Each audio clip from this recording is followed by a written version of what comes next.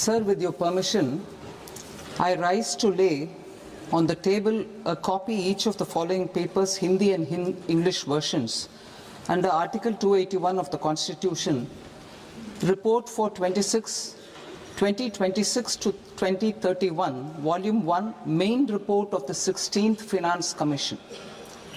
2. Report for 2026-2031, Volume 2, Annexures of the 16th Finance Commission. Number 3, explanatory memorandum as to the action taken on the recommendations contained in the above report. Item number 2, माननीय वित्त मंत्री Nirmala Sitharaman ji.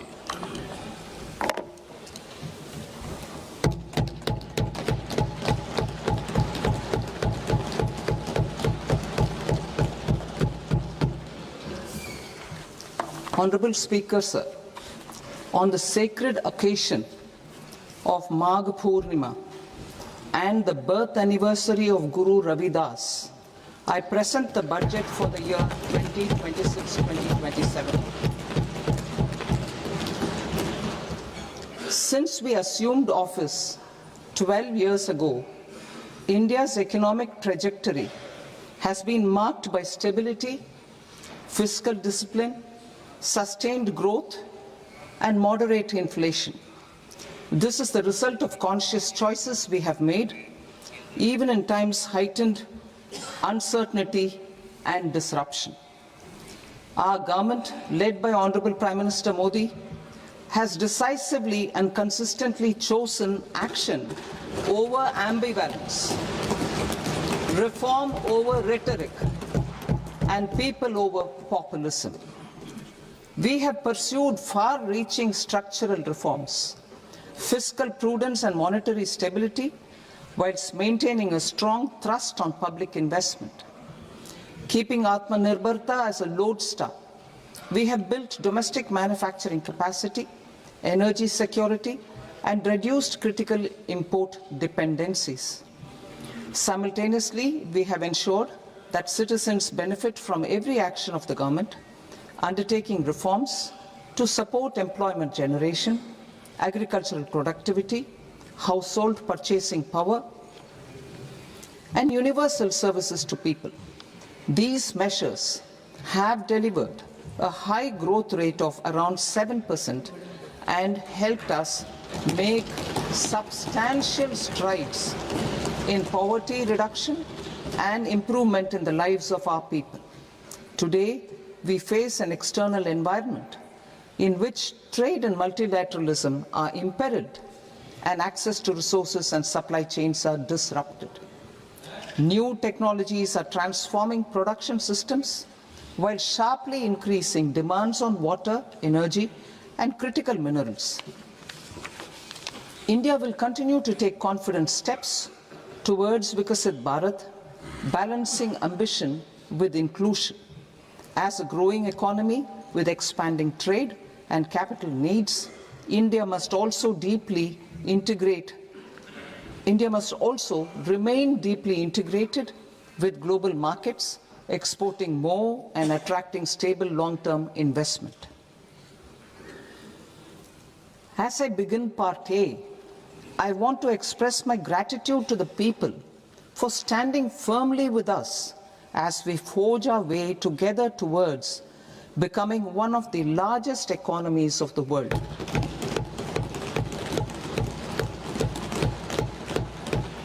Our aim is to transform aspiration into achievement and potential into performance as we ensure that the dividends of growth reach every farmer, the scheduled caste, the scheduled tribes, the nomads, the youth, the poor, and the women.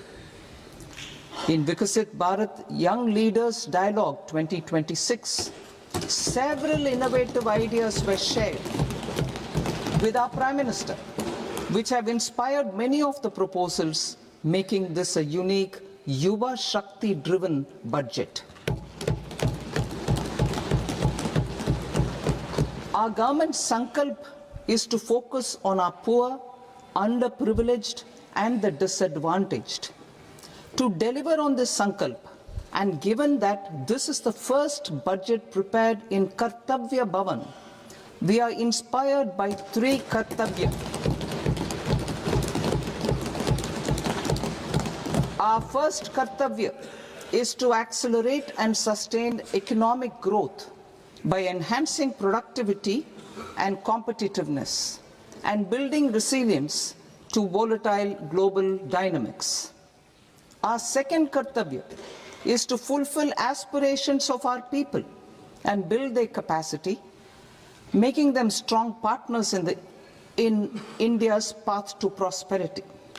Our third Kartavya, aligned with our vision of Sabka Saath, Sabka Vikas, is to ensure that every family, community, region, and sector has access to resources, amenities, and opportunities for meaningful participation. This threefold approach requires a supportive ecosystem. The first requirement is to sustain the momentum of structural reforms, continuous, adaptive, and forward-looking. Second, a robust and resilient financial sector is central to mobilizing savings, allocating capital efficiently, and managing risks. Third, cutting-edge technologies, including AI applications, can serve us as force multipliers for better governance. Reform Express. Our government has undertaken comprehensive reforms towards creating employment, boosting productivity, and accelerating growth. After the Prime Minister's announcement on Independence Day in 2025, over 350 reforms have been rolled out. This includes GST simplification, notification of labor codes, and rationalization of mandatory quality control orders. High-level committees have been formed, and in parallel, the central government is working with the state governments on deregulation and reducing compliance requirements. The Reform Express is well on its way and will maintain its momentum to help us fulfill our Kartavya. I now move to specific proposals. Under our first Kartavya, to accelerate and sustain economic growth, I propose interventions in 6 areas. 1. Scaling up manufacturing in 7 strategic and frontier sectors. 2. Rejuvenating legacy industrial sectors. 3. Creating champion MSMEs. 4. Delivering a powerful push for infrastructure. 5. Ensuring long-term security and stability. And 6. Developing city economic regions. Scaling up of manufacturing in 7 strategic and frontier sectors. Biopharma Shakti, meaning biopharma strategy for health advancement through knowledge, technology, and innovation. India's disease burden is observed to be shifting towards non-communicable diseases like diabetes, cancer, and autoimmune disorders. Biologic medicines are key to longevity and quality of life at affordable costs. To develop India as a global biopharma manufacturing hub,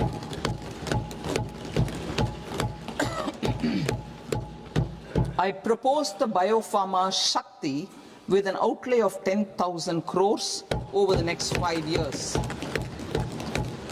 This will build the ecosystem for domestic production of biologics and biosimilars.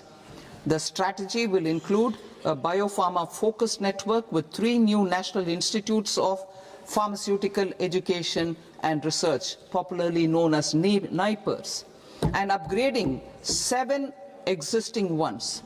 It will also create a network of 1,000 accredited India clinical trials sites We propose to strengthen the Central Drug Standard Control Organization to meet global standards and approve timeframes through and approval timeframes through a dedicated scientific review cadre and specialists. India's Semiconductor Mission 1.0 expanded India's semiconductor sector capabilities. Building on this, we will launch ISM 2.0 to produce equipment and materials, design full-stack Indian IP, and fortify supply chains. We will also focus on industry-led research and training centers to develop technology and skilled workforce. The Electronics Components Manufacturing Scheme, launched in April 2025 with an outlay of 22,919 crores, already has investment commitments at double the targets. We propose to increase the outlay to 40,000 crores to capitalize on this momentum.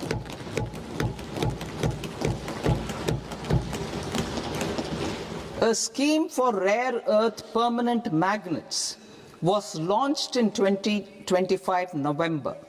We now propose to support the mineral-rich states of Odisha, Kerala, Andhra Pradesh and Tamil Nadu to establish dedicated rare earth corridors to promote mining, processing, research and manufacturing. To enhance domestic chemical production and reduction import dependency and reduce import dependency, we will launch a scheme to support states in establishing 3 dedicated chemical parks through challenge route on a cluster-based plug-and-play model. Strong capital goods.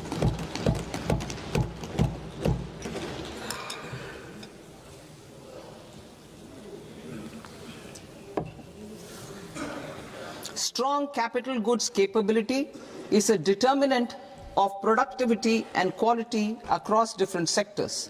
Towards building this capacity, I propose the following.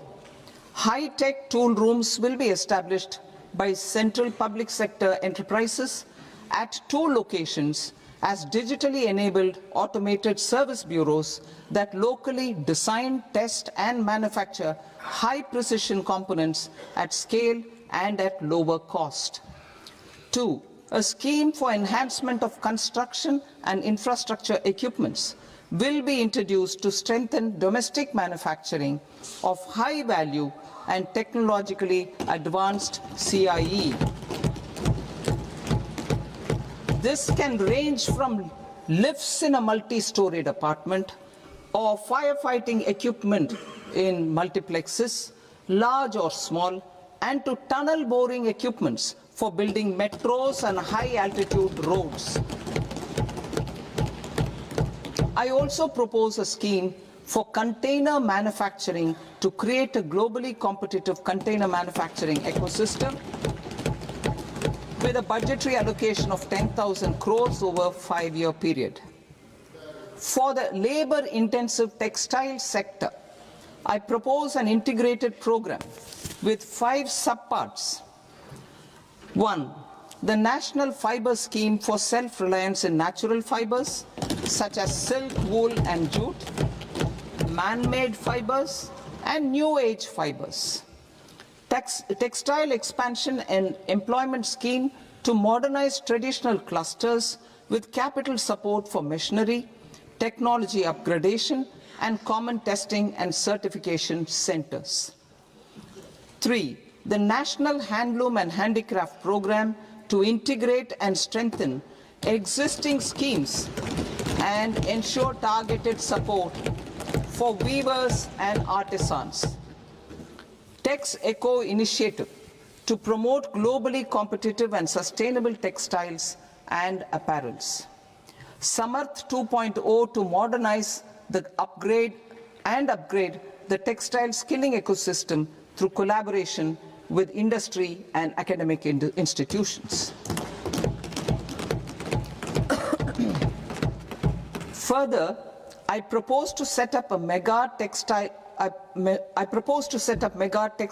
parks in challenge mode They can also focus on bringing value addition to technical textiles. I propose to launch the Mahatma Gandhi Gram Swaraj initiative to strengthen khadi, handloom and handicrafts. This will help in global market linkage and branding. It will streamline and support training, skilling, quality of process and production. This will benefit our weavers, village industries, one district, one product ODOP initiative, and also our rural youth. India has the potential to emerge as a global hub for high quality, affordable sports goods. I propose a dedicated initiative for sports goods that will promote manufacturing, research, and innovation in equipment design as well as material sciences. Rejuvenation of legacy industrial clusters. I propose to introduce a scheme to revive 200 legacy industrial clusters to improve their cost competitiveness and efficiency through infrastructure and technology upgradation. Creating champion SMEs and supporting micro enterprises. Recognizing MSMEs as a vital engine of growth, I propose a three-pronged approach to help them grow as champions. Equity support. I propose to introduce a dedicated 10,000 crores SME growth fund to create future champions, incentivizing enterprises based on select criteria. I also propose to top up the Self-Reliant India Fund set up in 2021 with 2,000 crores to continue support to micro enterprises and maintain their access to risk capital. Liquidity support. With TREDS, more than 7 lakh crore has been made available to MSMEs. To leverage its full potential, I propose 4 measures. 1. Mandate TREDS as the transaction settlement platform for all purchases from MSMEs by CPSEs, serving as a benchmark for other corporates. 2. Introduce a credit guarantee support mechanism through CGTMSE for invoice discounting on TREDS platform. 3. Link GEM with TREDS for sharing information with financiers about government purchases from MSMEs, encouraging cheaper and quicker financing. 4. Introduce TREDS receivables as asset-backed securities, helping develop a secondary market, enhancing liquidity and settlement of transactions. Professional support. Government will facilitate professional institutions such as the ICAI, ICSI, ICMAI to design short-term modular courses and practical tools to develop a cadre of corporate mitras, especially in Tier 2 and Tier 3 towns. These accredited para-professionals will help MSMEs meet compliance requirements at affordable costs. Infrastructure. During this past decade, our government has undertaken several initiatives for large-scale enhancement of public infrastructure, including through new financing instruments such as Infrastructure Investment Trust (InvITs) and Real Estate Investment Trust (REITs), and institutions like NIIF and NABFID. We shall continue to focus on developing infrastructure in cities with over 5 lakh population, that is Tier 2, Tier 3 cities, which have expanded to become growth centers. Public capital expenditure has increased manifold from 2 lakh crore in 2014-15 to an allocation of 11.2 lakh crore in BE 25-26. In this coming year, that is financial year 2026-27, I propose to increase it to 12.2 lakh crores to continue the momentum. To strengthen the confidence of private developers regarding risks during infrastructure development and construction phase, I propose to set up an infrastructure risk guarantee fund to provide prudentially calibrated partial credit guarantee to lenders. Over the years, RITES have emerged as a successful instrument for asset monetization. I propose to accelerate recycling of significant real estate assets of the CPSEs through the setting up of dedicated RITES. To promote environmentally sustainable movement of cargo, I propose to 1. Establish new dedicated freight corridors connecting Dankuni in the east to Surat in the west. Operationalize 20 new national waterways over the next 5 years. Starting with National Waterways 5 in Orissa to connect mineral-rich areas of Talcher and Angul and industrial centers like Kalinga Nagar to the ports of Paradeep and Dhamra. Training institutes will be set up as regional centers of excellence for development of required manpower for these waterways. This will benefit youth in the entire stretch of the waterways to train and acquire skills. Further, a ship repair ecosystem catering to inland waterways will also be set up at Varanasi and Patna. And C, launch a coastal cargo promotion scheme for incentivizing a modal shift from rail to road to increase the share of inland waterways and coastal shipping from 6% to 12% by 2047. To enhance last mile and remote connectivity and promote tourism, I propose to give incentives to indigenize manufacturing of seaplanes. A seaplane VGF scheme will be also introduced to provide support for operations. Carbon capture, utilization and storage. Aligning with the roadmap launched in December 2025, the carbon capture, utilization and storage technologies at scale will achieve higher readiness and in end-use application across 5 industrial sectors, including power, steel, cement, refineries, and chemicals. An outlay of 20,000 crore is proposed over the next 5 years for this purpose. City economic regions. Cities are India's engines of growth, innovation, and opportunities. We shall now focus on Tier 2, Tier 3 cities, and even temple towns, which need modern infrastructure and basic amenities. This budget aims to further amplify the potential of cities to deliver the economic power of agglomerations by mapping city economic regions based on their specific growth drivers.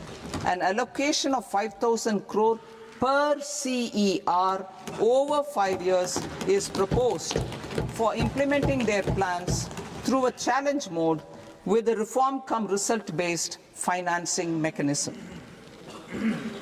In order to promote environmentally sustainable passenger systems, we will develop 7 high-speed rail corridors between cities as growth connectors, namely Mumbai to Pune, Pune to Hyderabad, Hyderabad to Bengaluru, Hyderabad to Chennai, Chennai to Bengaluru, Delhi to Varanasi, Varanasi to Siliguri.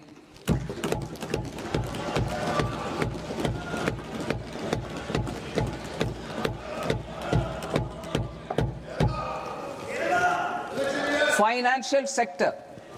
The Indian banking sector today is characterized by strong balance sheet, historic highs in profitability, improved asset quality, and coverage exceeding 98% of villages in the country.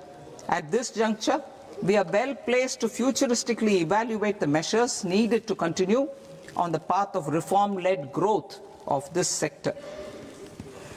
I propose setting up a high-level committee on banking for Vikasit Bharat. High-level committee on banking for Vikasit Bharat to comprehensively review the sector and align it with India's next phase of growth, while safeguarding financial stability, inclusion, and consumer protection. The vision for NBFCs for Vikasit Bharat has been outlined with clear targets for credit disbursement and technology adoption in order to achieve scale and improve efficiency in the public sector NBFCs. As a first step, it is proposed to restructure the Power Finance Corporation and Rural Electrification Corporation. I propose a comprehensive review of the foreign exchange management non-debt instruments rules to create a more contemporary, user-friendly framework for foreign investments consistent with India's evolving economic priorities. Corporate bond market. I propose to introduce a market-making framework with suitable access to funds and derivatives on corporate bond indices. I also propose to introduce total return swaps on corporate bonds. Municipal bonds. To encourage the issuance of municipal bonds of higher value by larger cities, I propose an incentive of 100 crore rupees for a single bond issuance. 100 crore rupees for a single bond issuance of more than 1,000 crore. The current scheme under Amrit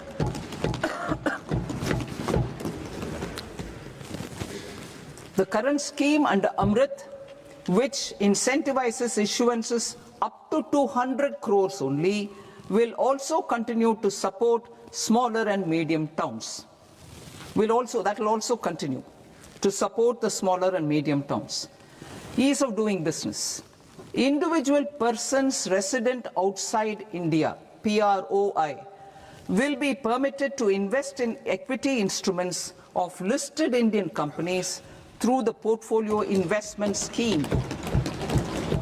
It is also proposed to increase the investment limit for an individual PROI under the scheme from 5% to 10%, with an overall investment limit for all individual PROIs to 24% from the current 10%. Emerging technologies including AI. 21st century is technology driven. Adoption of technology is for the benefit of all people. Farmers in the field, women in STEM, youth keen to upskill, and Divyangjan to access newer opportunities. The government has taken several steps to support new technologies through AI Mission, National Quantum Mission, Anusandhan National Research Fund, and Research and Development and Innovation Fund. Our second kartavya is to fulfill aspirations and build capacities.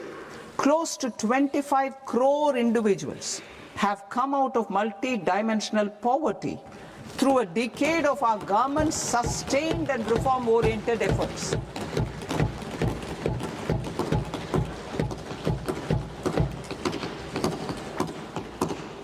Our government has therefore decided to place a renewed emphasis on the service sector to provide a pathway to fulfilling aspirations of a youthful India with the following measures.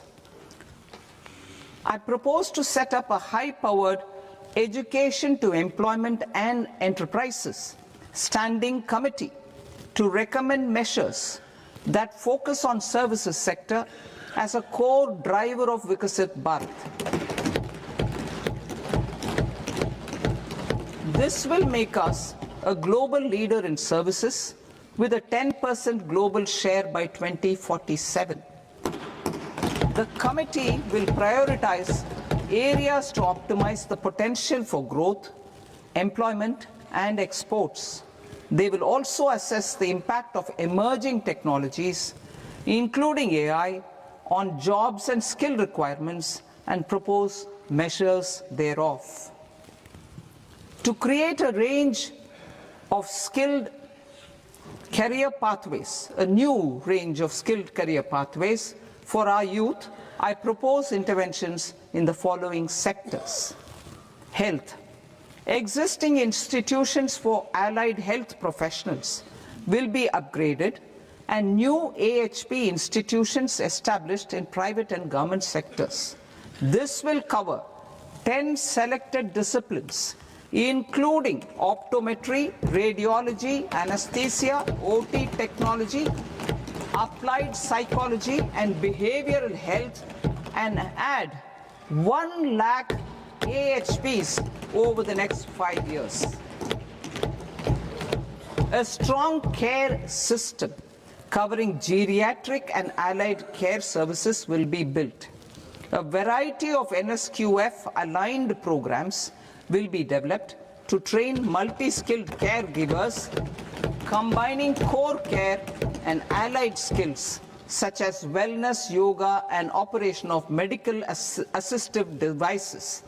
In the coming year, 1.5 lakh caregivers will be trained.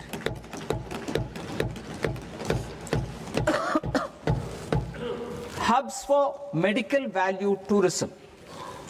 To promote India as a hub for medical tourism services, I propose to launch a scheme to support states in establishing 5 regional medical hubs in partnership with the private sector. These hubs will serve as integrated healthcare complexes that combine medical, educational, and research facilities.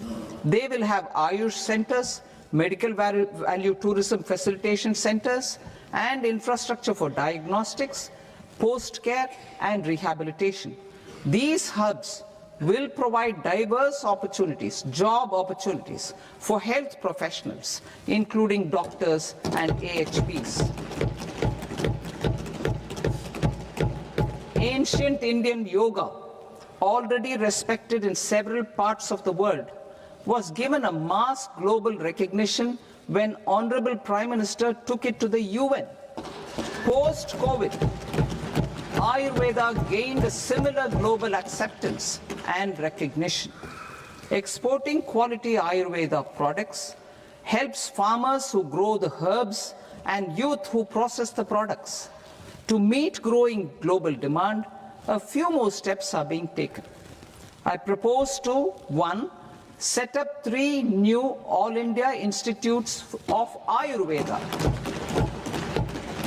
2. Upgrade Ayush pharmacies and drug testing labs for higher standards of certification ecosystem and make available more skilled personnel. 3. Upgrade the WHO Global Traditional Medicine Center in Jamnagar to bolster evidence-based research, training, and awareness for traditional medicine. Animal husbandry. Livestock contributes to close to 16% of farm income, including of poor and marginal households. To scale up availability of veterinary professionals by more than 20,000, I propose to roll out a loan-linked capital subsidy support scheme for establishment of veterinary and para-veterinary colleges, veterinary hospitals, diagnostic laboratories, and breeding facilities in private sector. Collaboration between Indian and foreign institutions will also be facilitated. Orange economy. India's animation, visual effects, gaming and comics sector, ABGC sector, is a growing industry projected to require 2 million professionals by 2030. I propose to support the Indian Institute of Creative Technologies, Mumbai, in setting up ABGC content creator labs in 15,000 secondary schools all over the country and 500 colleges. The Indian design industry is expanding rapidly, and yet there is a shortage of Indian designers. I propose to establish, through Challenge Route, a new National Institute of Design to boost design education and development in the eastern region of India. Education. Our government will support states through Challenge Route in creating 5 university townships in the vicinity of major industrial and logistics corridors. These planned academic zones will host multiple universities, colleges and research institutions, skill centers and residential complexes. In higher education, STEM institutions, prolonged hours of study and laboratory work pose some challenges for girl students. Through VGF, Viability Gap Funding and capital support, one girls' hostel will be established in every district.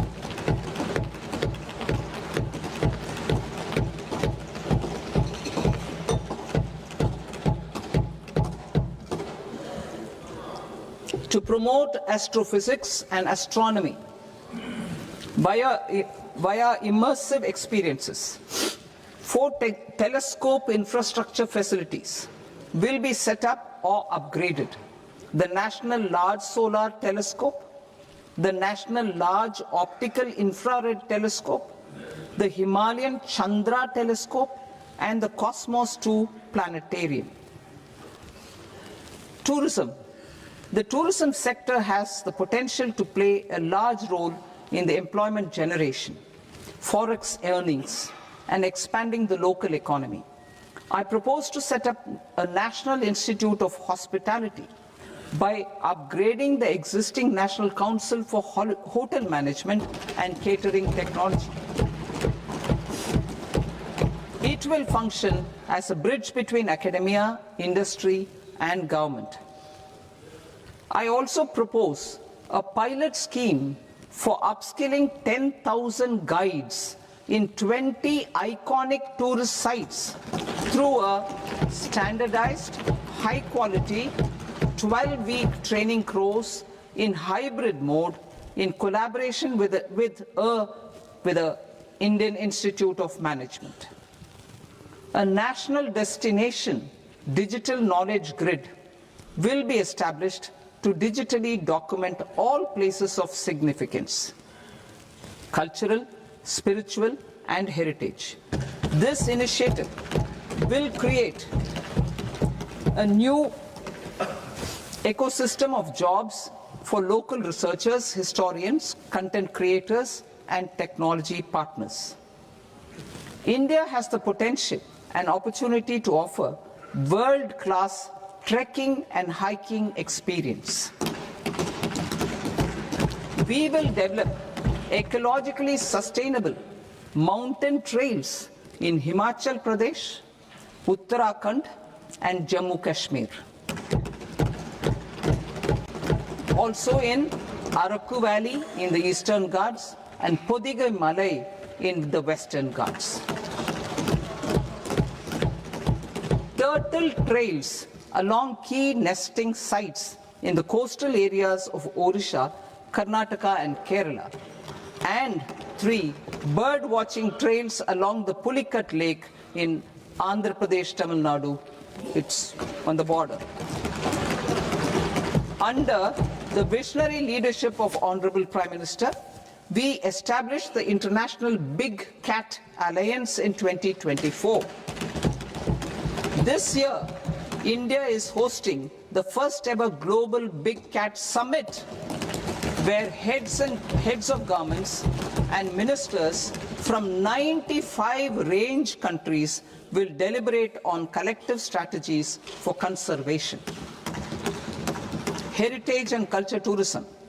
I propose to develop 15 archaeological sites, including Lothal, Dholavira, Rakhigarhi, Adichanallur, Sarnath, Hastinapur, and Leh Palace into vibrant experiential cultural destinations. Excavated landscapes will be open to the public through curated walkways. Immersive storytelling skills and technologies will be introduced to help conservation labs, interpretation centers, and guides. The sports sector provides multiple means of employment, skilling, and job opportunities. Taking forward the systematic nurturing of sports talent, which is set in motion through the Khelo India program earlier, I propose to launch a Khelo India mission to transform the sports sector over the next decade. The mission will facilitate an integrated talent development pathway supported by training centers, which are foundational, intermediate, and elite levels. B, systematic development of coaches and support staff. C, integration of sports science and technology. D, competitions and leagues to promote sports culture and provide platforms. And E, development of sports infrastructure for training and competition. Our third Kartavya aligns with our vision of Sabka Saath, Sabka Vikas towards Vikasit Bharat. This requires targeted efforts for 1. Increasing farmer incomes through productivity enhancement and entrepreneurship, with special attention to small and marginal farmers.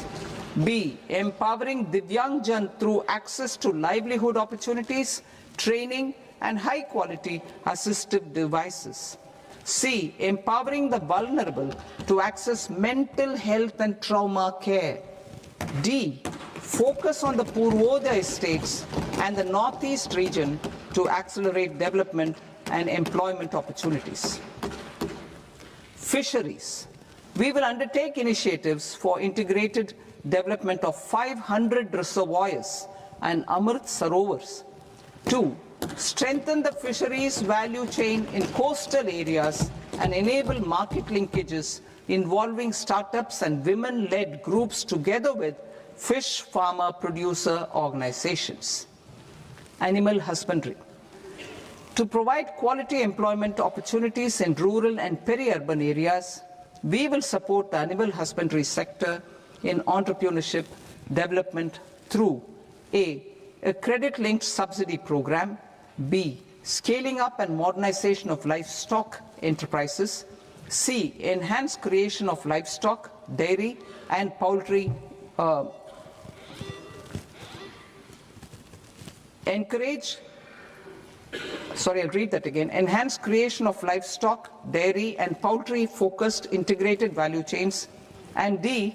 Encourage creation of livestock farmer-producer organizations. High-value agriculture.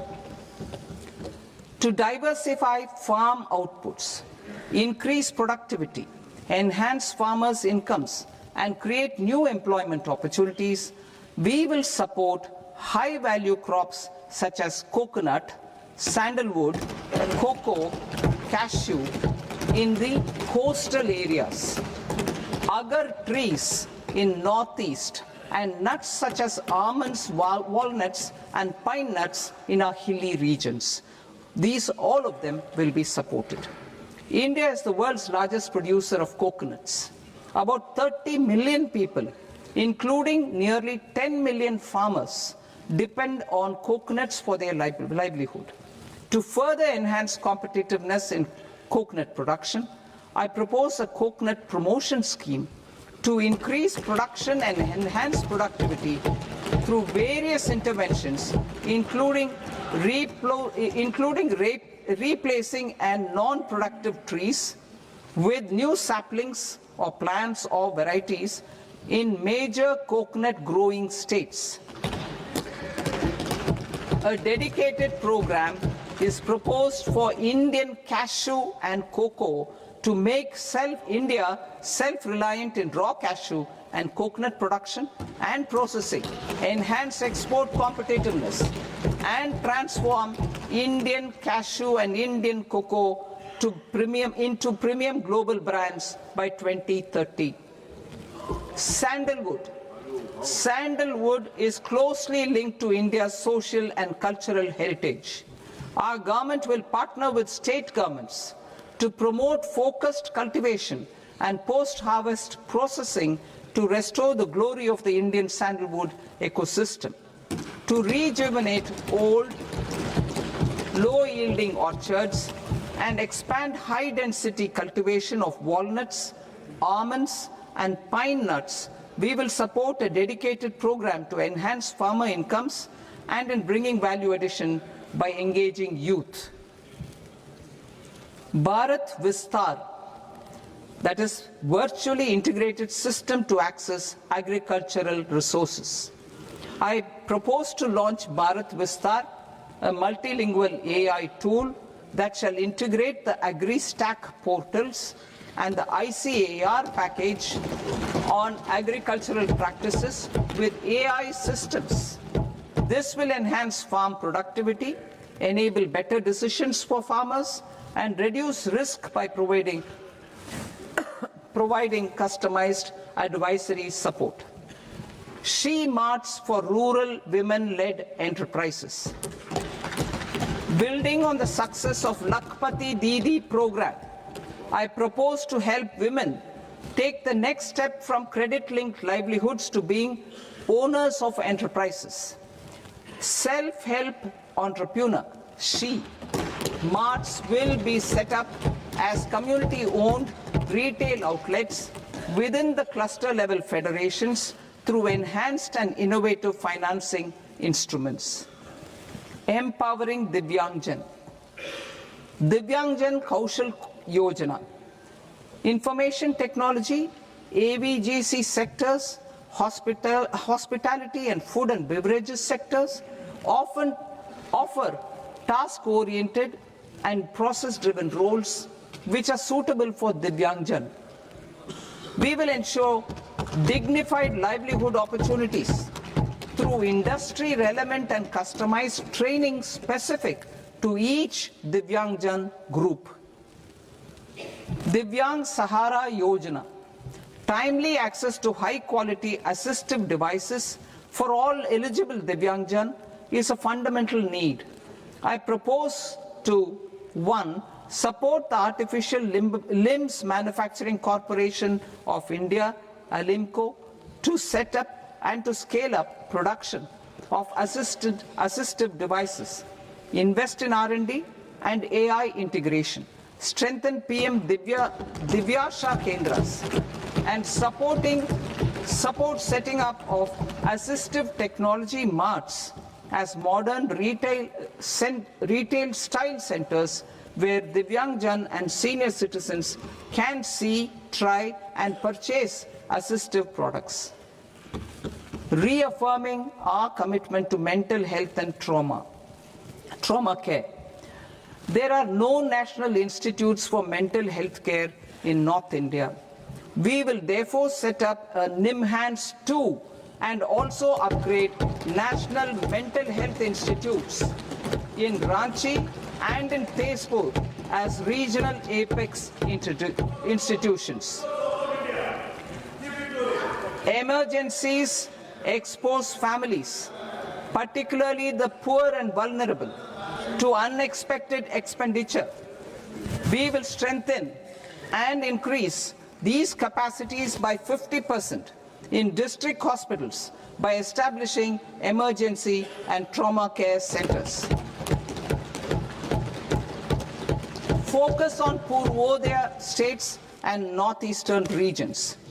Purvodaya, I propose the development of an integrated East Coast industrial corridor with a well-connected node at Durgapur, creation of 5 tourism destinations in 5 Purvodaya states, and the provision of 4,000 e-buses. Buddhist sites in northeastern region. The northeastern region is a civilizational confluence of Theravada and Mahayana or Vajrayana traditions. I propose to launch a scheme for development of Buddhist circuits in Arunachal Pradesh, Sikkim, Assam, Manipur, Mizoram, and Tripura. The scheme will cover preservation of temples and monasteries, pilgrimage interpretation centers, connectivity, and pilgrim amenities. 16th Finance Commission. On 17th November 2025, the 16th Finance Commission submitted its report to the President. As mandated under Article 281 of the Constitution, the government is to lay the report along with the explanatory memorandum on the action taken report on the recommendations of the Commission in Parliament, which, Sir, Honourable Speaker, you've allowed me to do at the commencement of this session. The government has accepted the recommendation of the Commission to retain the vertical share of devolution at 41%. As recommended by the Commission, I have provided 1.4 lakh crores of rupees to the states for the year 2026-2027 as Finance Commission grants. These include rural and urban local body and disaster management grants. Fiscal consolidation. Government has been delivering on our fiscal commitments consistently without compromising on social needs. To strive towards accepted standards of fiscal management in Budget 25-26, I had indicated that the central government would target reaching a debt to GDP ratio of 50 plus or minus 1% by 2030-31. In line with this, the debt to GDP ratio is estimated to be 55.6% of GDP in BE 26-27, compared to 56.1% of GDP in RE 25-26. A declining debt to GDP ratio will gradually free up resources for priority sector lending and expenditure by reducing the outgo on interest payments. One of the main operational instruments for debt targeting is the fiscal deficit. I am happy to inform this august House that I fulfilled my commitment made in 2021-2022 to reduce fiscal deficit below 4.5% of GDP by 25-26.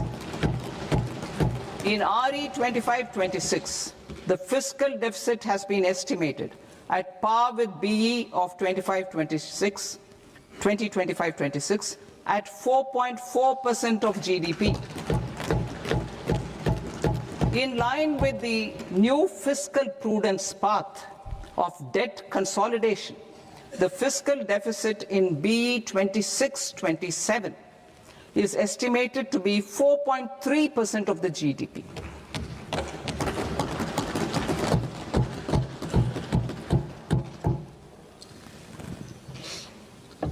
The revised estimates of the non-debt receipts are 34 lakh crore rupees, of which the centre's net tax receipts are 26.7 lakh crore. The revised estimate of the total expenditure is 49.6 lakh crore rupees, of which the capital expenditure is about 11 lakh crores. Budget estimates 2026 to 2027. Coming to 26-27, the non-debt receipts and the total expenditure are estimated as 36.5 lakh crore and 53.5 lakh crore respectively. The centre's net tax receipts are estimated at 28.7 lakh crore rupees. To finance the fiscal deficit, the net market borrowings from dated securities are estimated at 11.7 lakh crore rupees. The balance financing is expected to come from small savings and other sources. The gross market borrowings are estimated at 17.2 lakh crore rupees. I'll now move to Part B. Part B, direct taxes.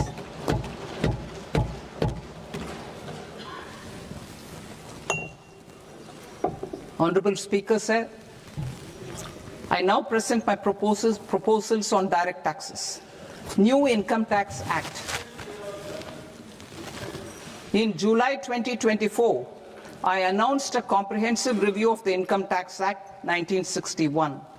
This was completed in a record time, and the Income Tax Act 2025 will come into effect from 1st April 2026. The simplified income tax rules and forms will be notified shortly, giving adequate time to taxpayers to acquaint themselves with its requirements. The forms have been redesigned such that ordinary citizens can comply without difficulty. Ease of living. I propose that any interest awarded by the Motor Accident Claims Tribunal to a natural person will be exempt from income tax, and any TDS on this account will be done away with.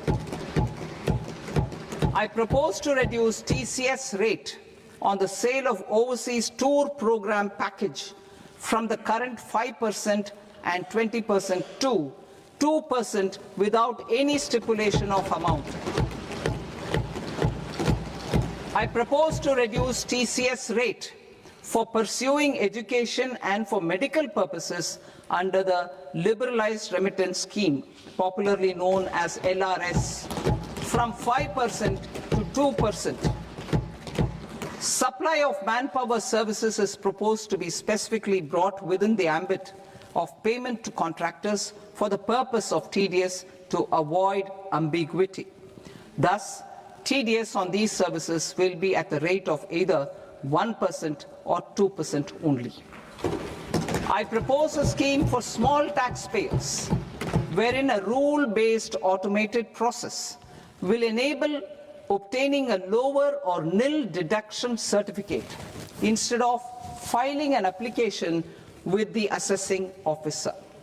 For the ease of taxpayer holding securities in multiple companies, I propose to enable depositories to accept Form 15G or Form 15H from the investor and provide it directly to various relevant companies.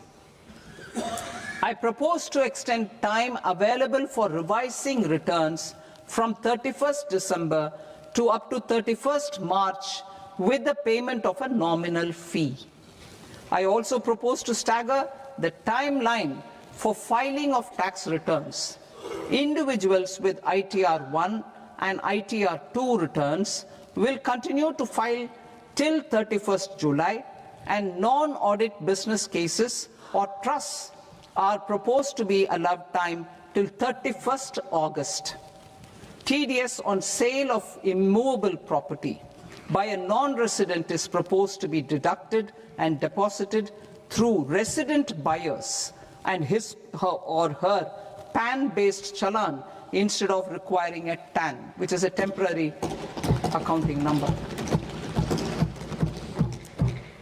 To address practical issues of small taxpayers like students, young professionals, tech employees, relocated NRIs, and such others, I propose to introduce a one-time 6-month foreign asset disclosure scheme for these taxpayers to disclose income or assets below a certain size.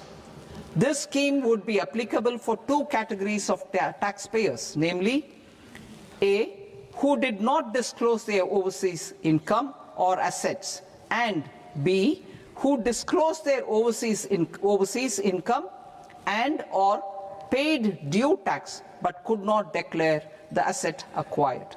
For category A, the limit of undisclosed income or asset is proposed to be up to 1 crore rupees.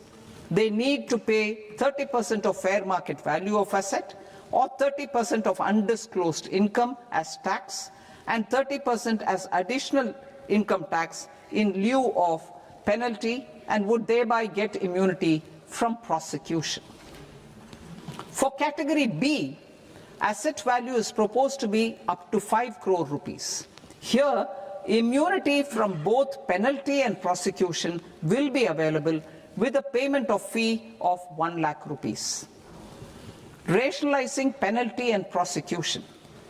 Multiplicity of proceedings are hindrance to the ease of doing business. I propose to integrate assessment and penalty proceedings by way of a common order for both. There will be no interest liability on the taxpayer on the penalty amount for the period of appeal before the first appellate authority, irrespective of the outcome of appeal process. Further, quantum of prepayment is being reduced from 20% to 10% and will continue to be calculated only on core tax demand. As an additional measure for reducing litigation, I propose to allow taxpayers to update their returns even after reassessment proceedings have been initiated, and an additional 10% tax rate over and above the rate applicable for the relevant year. The assessing officer will then use only this updated return in his proceedings. There is already a framework for immunity from penalty and prosecution in the cases of underreporting. I propose to apply this framework for immunity to misreporting too. However, in such a case, the taxpayer will need to pay 100% of the tax amount as an additional income tax over and above the tax and interest due. Penalties for certain technical defaults, such as failure to get accounts audited, non-furnishing of transfer pricing audit report, and default in furnishing statement for financial transactions, are proposed to be converted into fee.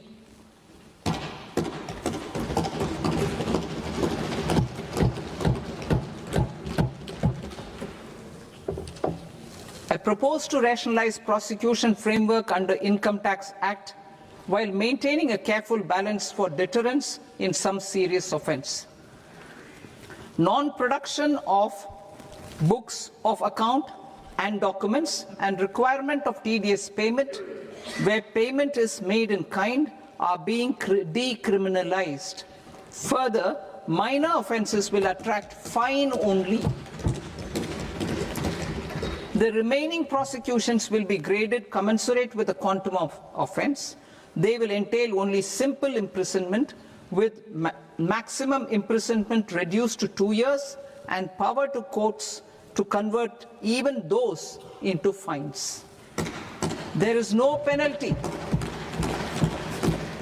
There is no penalty presently for non-disclosure of non-immovable foreign assets with aggregate value less than 20 lakh rupees. I propose to also provide them with immunity from prosecution with retrospective effect from 1/10/2024.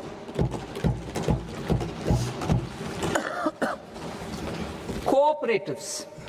Deduction is already allowed to a primary cooperative society engaged in supplying milk, oilseeds, fruits or vegetables raised or grown by its members. I propose to extend this deduction to also include supply of cattle feed and cotton seed produced by its members. I propose to allow inter-cooperative society dividend income as deduction under the new tax regime to the extent it is further distributed to its members. I further propose to allow exemption for a period of 3 years to dividend income received by a notified national cooperative federation on their investments made in companies up to 31/1/2026. This exemption would be allowed only for dividends further distributed to its member cooperatives. Supporting IT sector as India's growth engine. India is a global leader in software development services, IT-enabled services, knowledge process outsourcing services, and contract R&D services relating to software development.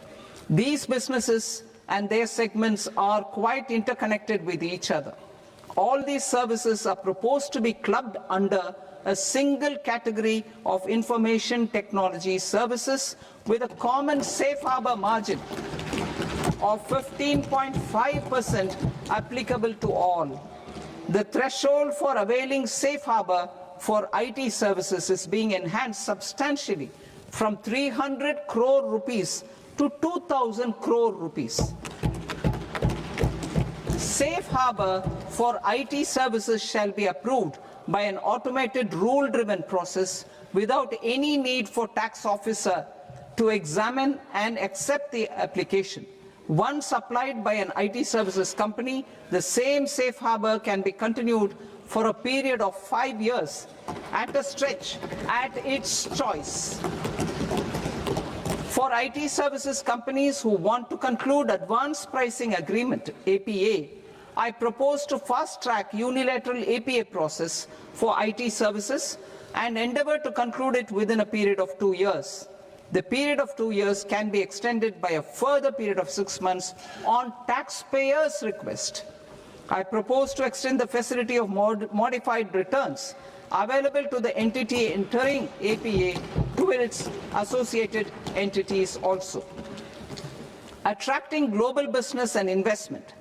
Recognizing the need to enable critical infrastructure and boost investment in data centers, I propose to provide tax holiday till 2047 to any foreign company that provides cloud services to customers globally by using data center services from India. It will, however, need to provide services to Indian customers through an Indian reseller entity. I also propose to provide a safe harbor of 15% on cost in case the company providing data center services from India is a related entity. To harness the efficiency of just-in-time logistics for electronic manufacturing, I propose to provide safe harbor to non-residents for component warehousing in a bonded warehouse at a profit margin of 2% of the invoice value. The resultant tax of about 0.7% will be much lower than in competing jurisdictions. To provide fillip to toll manufacturing in India, I propose to provide exemption from income tax for 5 years to any non-resident who provides capital goods, equipment, or tooling to any toll manufacturer in a bonded zone. To encourage vast pool of global talent to work in India for a longer period of time, I propose to provide exemption to global, non-India sourced income of a non-resident expert for a stay period of 5 years under notified schemes. I propose to provide exemption from minimum alternate tax, the MAT, to all non-residents who pay tax on presumptive basis. Tax administration. I propose to constitute a joint committee of Ministry of Corporate Affairs and Central Board of Direct Taxes for incorporating the requirements of income computation and disclosure standards, the ICDS, in the Indian Accounting Standards, IND AS itself. Separate accounting requirement based on ICDS will be done away with from the tax year 27-28. To support Prime Minister Modi's vision of homegrown accounting and advisory firms to become global leaders, I propose to rationalize the definition of accountant for the purposes of safe harbor rules. Other tax proposals. Change in taxation of buyback was brought in to address the improper use of buyback route by promoters. In the interest of minority shareholders, I propose to tax buyback for all types of shareholders as capital gains. However, to disincentivize misuse of tax arbitrage, promoters will pay an additional buyback tax. This will make effective tax 22% for corporate promoters. For non-corporate promoters, the effective tax will be 30%. TCS rate for sellers of specific goods, namely alcoholic liquor, scrap and minerals, will be rationalized to 2%, and that on tendu leaves will be reduced from 5% to 2%. I propose to raise the STT on futures to 0.05% from the present 0.02%. STT on options premium and exercise of options are both proposed to be raised to 0.15% from the present rate of 0.1% and 0.125% respectively. We reformed the taxation landscape for corporates in 2019 by providing them a simplified regime with lower tax rate so that they could productively focus on business rather than on claim of deductions and exemptions. To encourage companies to shift to the new regime, set off of brought forward MAT credit, minimum alternate tax credit, is proposed to be allowed to companies only in the new regime. Set off using available MAT credit is proposed to be allowed to an extent of 1/4 of the tax liability in the new regime. MAT is proposed to be made final tax, so there will be no further credit accumulation from 1st April 2026. In line with this change, the rate of final tax is being reduced to 14% from the current MAT rate of 15%.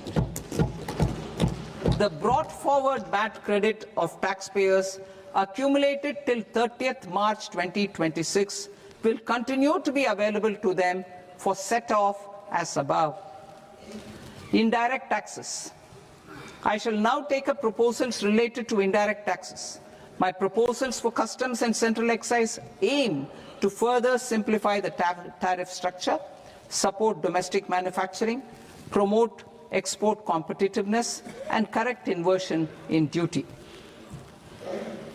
To continue weeding out long-continuing customs duty exemptions, I propose to remove certain exemptions on items which are being manufactured in India or where the imports are negligible. Similarly, to further simplify the process of ascertaining the rate of duty applicable on a particular item, I propose to incorporate certain effective rates in various customs notifications to the tariff schedule itself. I shall now take up sector-specific proposals. Promotion of exports of marine, leather, and textile products. I propose to increase the limit for duty-free imports of specified inputs used for processing seafoods for export from the current 1% to 3% of FOB value of the previous year's export turnover. I also propose to allow duty-free imports of specified inputs, which is currently available for exports of leather or synthetic footwear, to exports of shoe uppers as well. I propose to extend the time period for export of final product from the existing 6 months to 1 year for exporters of leather or textile garments, leather or synthetic footwear, and other leather products. Energy transition and security. I propose to extend the basic customs duty exemption given to capital goods used for manufacturing lithium-ion cells for batteries to those used for manufacturing lithium-ion cells for battery energy storage systems also. I propose to exempt basic customs duty on import of sodium antimonate for use in manufacture of solar glass. Nuclear power. I propose to extend the existing basic customs duty exemption on imports of goods required for nuclear power projects till the year 2035 and expand it for all nuclear plants irrespective of their capacity. Critical minerals. It is proposed to provide basic customs duty exemption to the import of capital goods required for the processing of critical minerals in India. Biogas blended CNG. I propose to exclude the entire value of biogas while calculating the central excise duty payable on biogas blended CNG. Civil and defense aviation. I propose to exempt basic customs duty on components and parts required for the manufacture of civilian training and other aircrafts. It is proposed to exempt basic customs duty on raw materials imported for the manufacture of parts of aircraft to be used in maintenance, repair, or overall requirements by units in the defense sector. Electronics. To deepen value addition in the consumer electronics sector, I propose to exempt basic customs duty on specified parts used in the manufacture of microwave ovens. Special economic zone. To address the concerns arising about utilization of capacity by manufacturing units in the special economic zones due to global trade disruptions, I propose as a special one-time measure to facilitate sales by eligible manufacturing units in SEZs to the domestic tariff area at concessional rates of duty. The quantity of such sales will be limited to a prescribed proportion of their exports. Necessary regulatory changes will be undertaken to operationalize the measures while ensuring level playing field for the units working in the DTA. Ease of living. To rationalize the customs duty structure for goods imported for personal use, I propose to reduce the tariff rate on all dutiable goods imported for personal use from 20% to 10%. To provide relief to patients, particularly those suffering from cancer, I propose to exempt basic customs duty on 17 drugs or medicines. I propose also to add 7 more rare diseases for the purposes of exempting import duties on personal imports of drugs, medicines, and food for special medical purposes used in their treatment. Customs process. India's role and share in the global trade is poised for a major leap in line with our ambition and journey towards Viksit Bharat. In this regard, I propose many measures for custom processes to have minimal intervention for smoother and faster movement of goods and greater certainty to the trade. Trust-based systems. I propose to enhance duty deferral period for Tier 2 and Tier 3 authorized economic operators, known as AEOs, from 15 days to 30 days. I propose to provide eligible manufacturer importers the same duty deferral facility. This should encourage them to get themselves accredited as a full-fledged Tier 3 AEO in due course. To provide greater certainty and for better business planning, I propose to extend validity period of advance ruling binding on customs from the present 3 years to 5 years. In the spirit of the whole of government approach,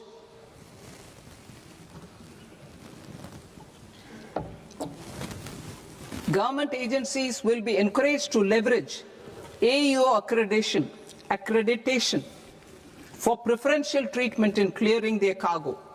Regular importers with trusted long-standing supply chains will be recognized in the risk system so that the need for verification of their cargo every time can be minimized. Export cargo using electronic sealing. Export cargo using electronic sealing will be provided through clearance from the factory premises to the ship. For import of goods not needing any compliance, filing of bill of entry by a trusted importer and arrival of goods will automatically notify customs for completing their clearance formalities. This will enable goods to be released immediately on arrival. The customs warehouse framework will be transformed into a warehouse operator-centric system with a self-declarations, electronic tracking, and risk-based audit. These reforms will move away from the current system of officer-dependent approvals and reduce transaction delays and compliance costs. Ease of doing business.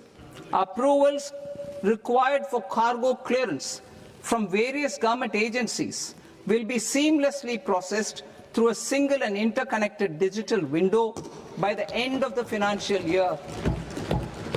Processes involved in clearance of food, drugs, plant, and animal and wildlife products, accounting for about 70% of interdicted cargo, will be operationalized on this system by April 2026 itself. For goods not having any compliance requirement, clearance will be done by customs immediately after online registration is completed by the importer, subject to the payment of duty. Customs integrated system will be rolled out in 2 years as a single integrated and scalable platform for all customs processes.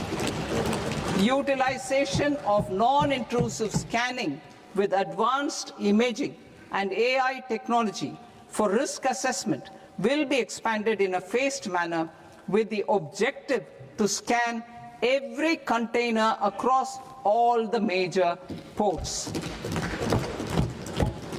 New export opportunities to support Indian fishermen to fully harness the economic value of marine resources beyond our territorial waters.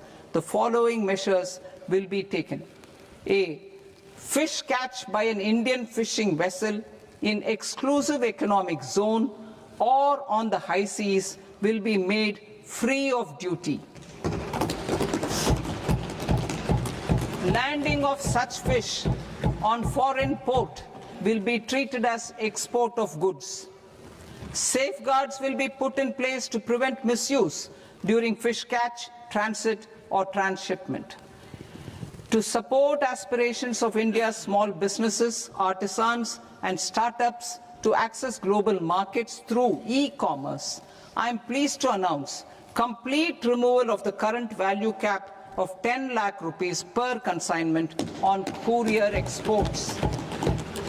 In addition, handling of rejected and returned consignments will be improved with effective use of technology for identifying such consignments. I propose to revise provisions governing baggage clearance during international travel to address genuine concerns of passengers. The revised rules will enhance duty-free allowances in line with the present-day travel realities and provide clarity in temporary carriage of goods brought in or taken out. There are honest taxpayers who are willing to settle disputes by paying all their dues, but they get deterred due to negative connotation associated with penalty. They will now be able to close cases by paying an additional amount in lieu of penalty. Honorable Speaker, sir, with this, I commend the budget to this august House. Jai Hind.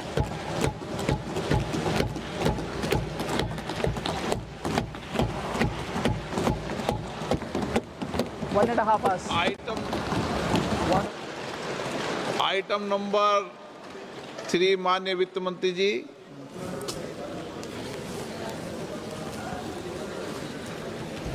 Item number 2, sir. 3। 3.